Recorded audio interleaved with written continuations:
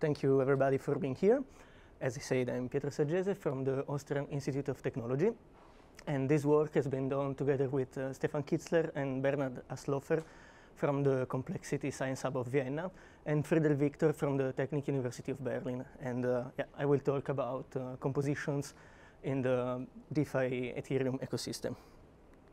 So the broader motivation of the work is that, especially after 2020, the rapid growth of the Ethereum ecosystem has seen the proliferation of DeFi protocols, which are application layer decentralized financial services that provide, for instance, the trading of crypto assets, their lending and borrowing, and the issuing of derivatives contracts. The most important thing is that they are built upon smart contracts, which are executable software programs, which can basically interoperate with each other. And that means basically that they can call each other. And so smart contracts and DeFi protocols can be arbitrarily composed into new financial products and services. Like financial Legos, they can form compositions.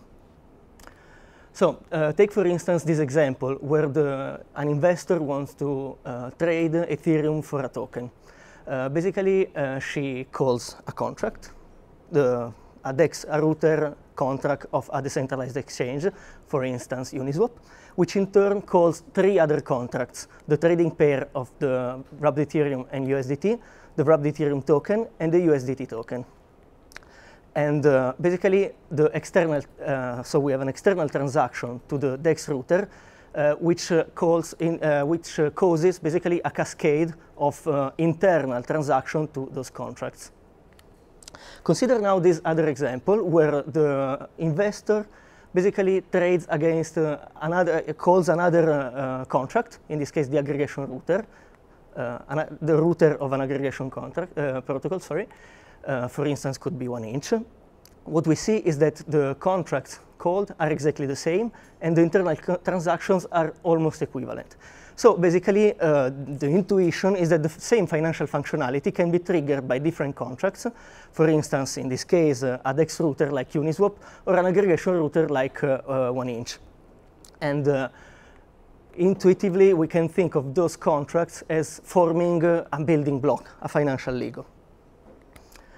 So the research question of our work is basically comes from the fact that terms like interoperability and composability are often used in the academic literature, but we couldn't find a clear definition of those concepts. So we tried to, let's say, tackle this issue in a systematic way, trying to answer the question, what is a DeFi composition? And then we try to identify and measure such protocol compositions. So we start with the first question, what's a DeFi composition? And we devised 2 different possibilities. So the first one, and the simplest one, is a composition within the same transaction.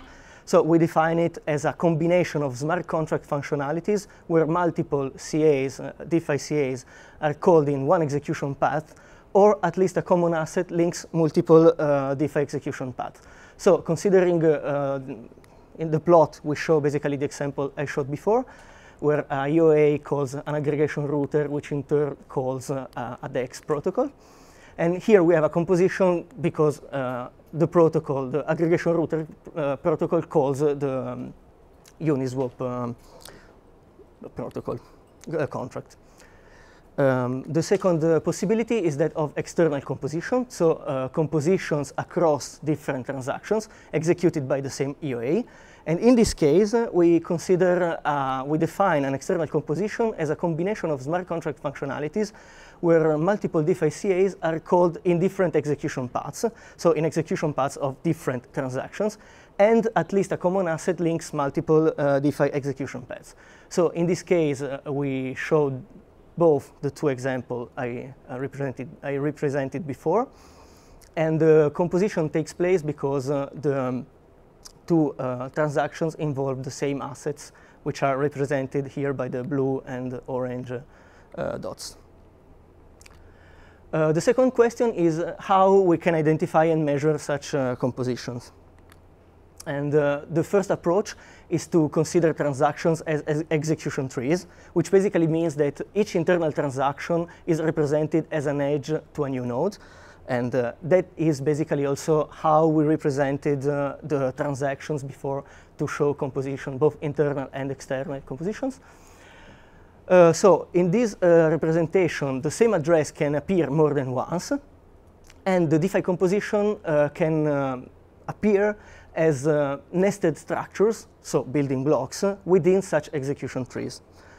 The second approach is instead to consider multiple transactions conducted by several EOAs and aggregate them into a graph abstraction. So in this case, each node represents one unique address.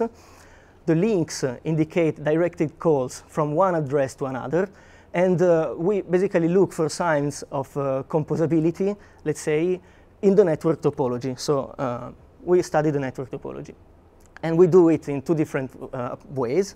One is by just considering the static network. And another possibility is to investigate the temporal evolution of the network of our graph abstraction. So we now move to the results. And we start from the dataset.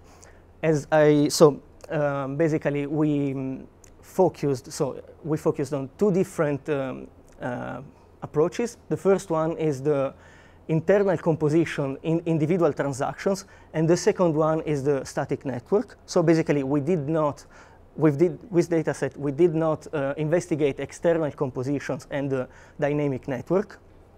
And so we started collecting 23 most relevant DeFi protocols and 1,400, and we collected 1,400 protocols that we manually associated to each, 1,400 contracts that we associated manually to each protocol. And from those addresses, we created extended list of protocol-specific contracts of more than 10 million addresses. So first, we created a curated ground truth dataset. Then we collected all the Ethereum transactions from January to August 2021. And to distinguish in between CAs and EOAs, we also gather all the create transactions.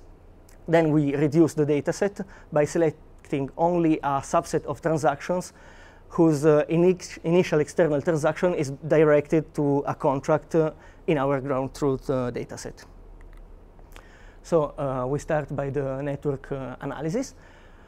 We, as I said before, we look for signs of compositions in the topology, and we studied the network of interactions between protocol-specific CAs, which means that we did not consider EOAs in this network abstraction.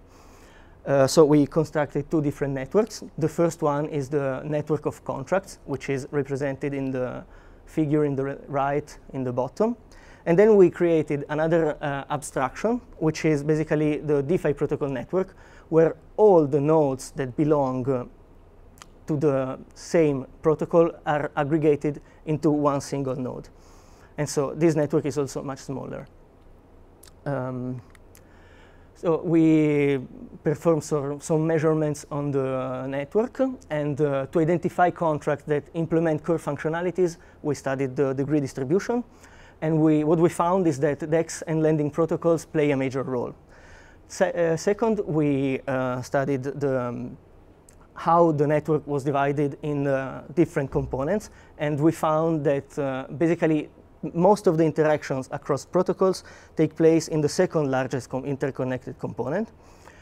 And third, we measured how effectively community detection algorithms detect protocols. So the idea is that we have a ground truth, which is the labeled addresses, and we compared it to the identified communities. And what we found out is that the two do not overlap.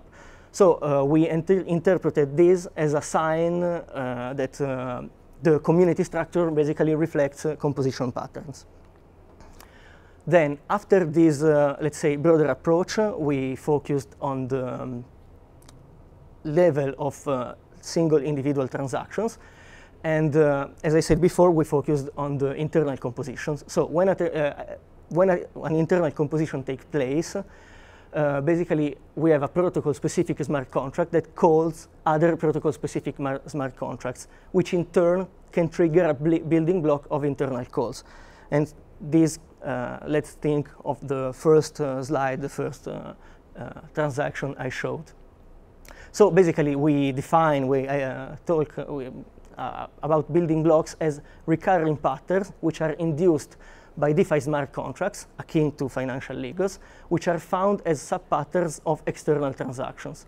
And the idea is to devise an algorithm that decomposes such calls to protocols in order to extract the building blocks.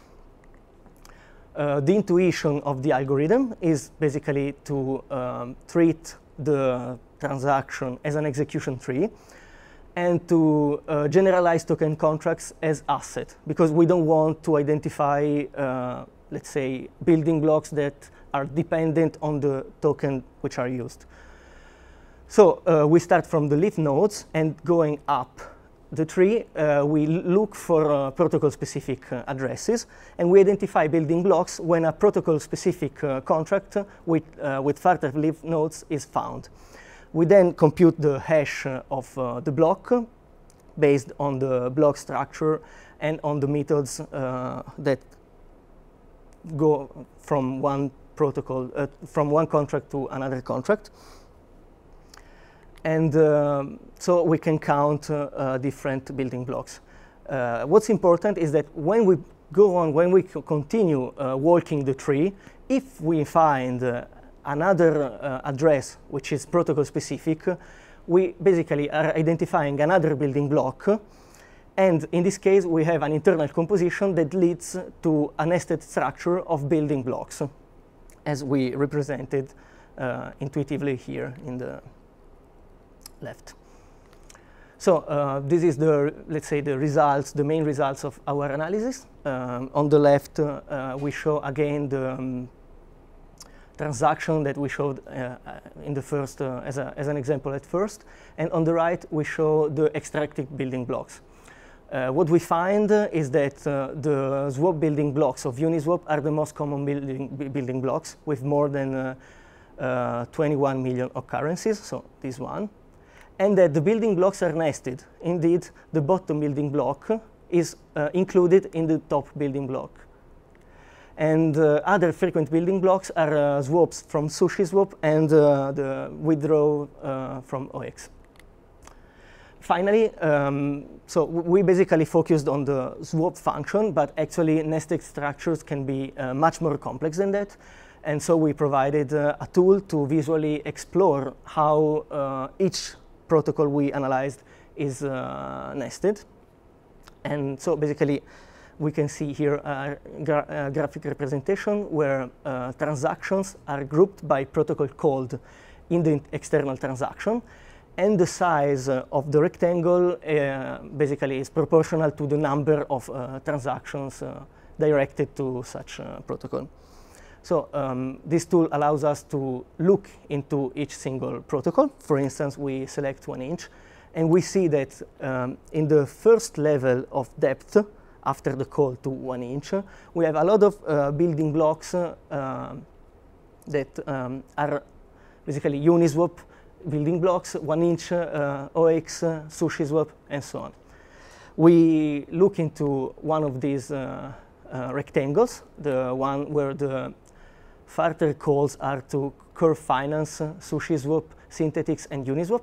And we can basically see, again, what are the nested building blocks that we find inside this level depth of the tree. Another example is the one of Instadap. Here we showed it to show that the nested structure can also appear in deeper levels. So basically, we go into deeper levels, and at the 4th level, we see that we have many calls to other protocols, for instance, DYDX, Aave, 1 inch, and Compound. I conclude with the future work. So we plan to devise methods to extend the building block extraction also to external compositions. However, the challenges in this case should not be underestimated. And the question is is it enough to consider the same AOA conducting the same transaction and having a common asset as the requirements to have an external compositions? It is the case that we should probably consider also time constraints, so we should probably include nonces or timestamps to identify sequential transactions. And also, even if this is met as a requirement, it is not so easy to differentiate between between what is a trading strategy and what is an actual composition.